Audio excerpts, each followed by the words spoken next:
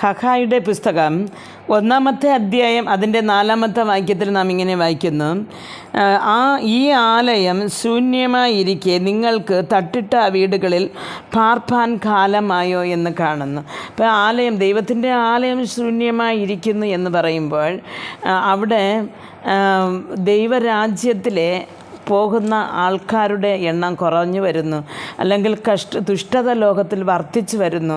അപ്പോൾ അങ്ങനെ ദുഷ്ടത ലോകത്തിൽ വർദ്ധിച്ചു വരുമ്പോൾ ദൈവമക്കളായി ദൈവത്തെ അറിഞ്ഞ നാം നമ്മുടെ സുഖ സൗകര്യങ്ങൾ തേടി നടക്കുകയാണ്.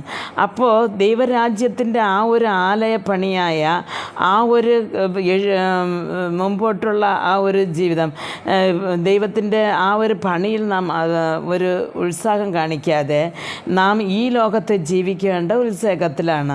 പ്രിയ ദൈവമക്കളെ, അങ്ങനെ ദൈവത്തിൻ്റെ ആലയം ശൂന്യമായി കിടക്കുമ്പോൾ നിങ്ങൾക്ക് എങ്ങനെ തട്ടിട്ട വീടുകളിൽ പാർക്കുവാൻ കഴിയുമെന്ന് നമുക്കറിയാം. ചോർന്നൊലിച്ച ഒരു വീടും ഒരു തട്ടിട്ട വീടും നാം നോക്കുമ്പോൾ, ഈ ഒരു പാവപ്പെട്ടവൻ്റെ വീട് ചോർന്നൊലിച്ച് കിടക്കുമ്പോൾ നാം അടുത്ത് ഒരു വലിയ കെട്ടിടത്തിൽ ഇരിക്കുമ്പോൾ ആ പാവപ്പെട്ടവൻ ഓർത്ത് നാം ഓർക്കുക പോലും ചെയ്യാതിരിക്കുമ്പോൾ അവിടെ ദൈവത്തിൻ്റെ ആ രാജ്യ പണി നടക്കുന്നില്ല.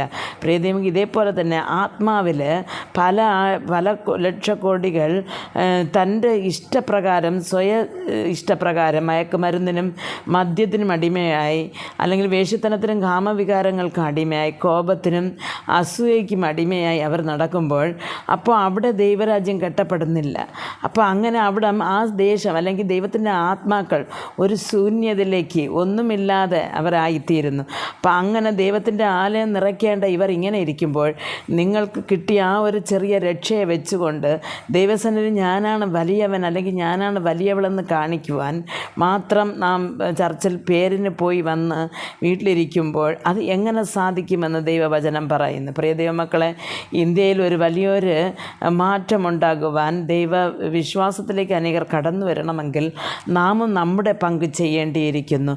നാം എന്ത് ചെയ്യണം എന്ന് നാം കർത്താവോട് ചോദിച്ചു. ഓരോ ദിവസവും ദൈവരാജ്യ കട്ടുമാപ്പണിയിൽ നാമും പങ്കാളികളായി തീരുവാൻ നമുക്ക് ഓരോരുത്തർക്കും ദൈവം കൃപ നൽകട്ടെ എന്ന് പ്രാർത്ഥിക്കുന്നു. ആമേൻ.